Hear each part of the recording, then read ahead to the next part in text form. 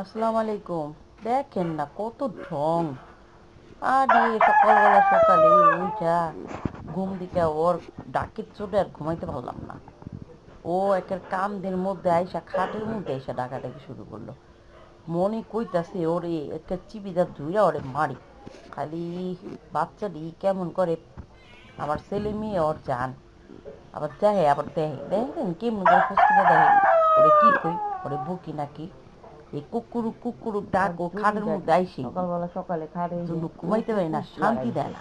কানের সাপুট সব বুঝে ঠান্ডা সব বুঝে শাল ঘুমাই মোরগা। যা দিতেছে না কান ডাকলে বিরক্ত বানা লাইতেছে